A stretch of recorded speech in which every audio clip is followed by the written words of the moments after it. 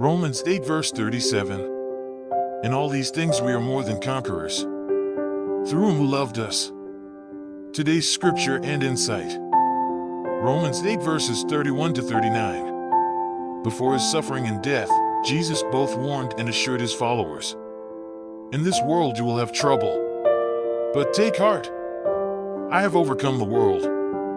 John 16 verse 33. Later, Paul and Barnabas encouraged believers to remain true to the faith in the hardships they'd face. Acts 14 verse 22. And Paul sent Timothy to strengthen the Thessalonians so they wouldn't be unsettled by the trials they were destined for. 1 Thessalonians 3 verses 2 to 3. Jesus clearly stated that as his followers we would, like him, be persecuted. John 15 verse 20. Commentator Walter Elwell states, "Affliction is characteristic of life in a spoiled creation, but it is a means of discipline that can lead to obedience to God. The afflictions experienced by Christians will result in God's richest blessing forever and ever." 2 Corinthians 4 verses 16 to 18 lb. We're more than conquerors through Christ. Romans 8 verse 37. When my husband coached our son's Little League baseball team, he rewarded the players with an end-of-year party and acknowledged their improvement over the season. One of our youngest players, Dustin, approached me during the event. "Didn't we lose the game today?" "Yes," I said, "but we're proud of you for doing your best." "I know," he said, "but we lost, right?" I nodded. "Then why do I feel like a winner?" Dustin asked. Smiling, I said, "Because you are a winner." Dustin had thought that losing a game meant he was a failure even when he'd done his best. As believers in Jesus, our battle is not confined to a sports field. Still, it's often tempting to view a tough season of life as a reflection of our worth.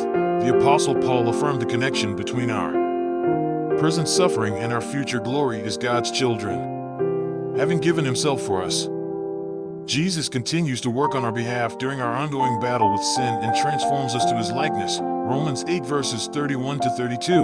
Though we'll all experience hardship and persecution, God's unwavering love helps us persevere. Verses 33 to 34.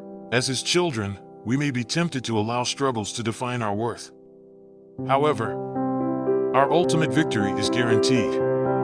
We may stumble along the way, but we'll always be more than conquerors. Verses 35 to 39. Reflection. When has your confidence in God's love helped you press on? How has he affirmed your value as his beloved child even after a great loss? Prayer. Father, thank you for helping me rise up through trials in victorious praise. Motivational quote. Fairy tales are more than true, not because they tell us that dragons exist, but because they tell us that dragons can be beaten. Neil Gaiman. Short history happens on January 9th. What is the story of Nazareno? Image result for well-known history. January 9th, Nazareno. The Black Nazarene, Spanish, El Nazareno Negro, Nuestro Padre Jesus Nazareno, Filipino, Pong Adam na Nazareno, Jesus Nazareno, is a life-sized image of a dark-skinned, kneeling Jesus Christ carrying the cross enshrined in the minor basilica of the Black Nazarene in the Quiapo district of the city of Manila.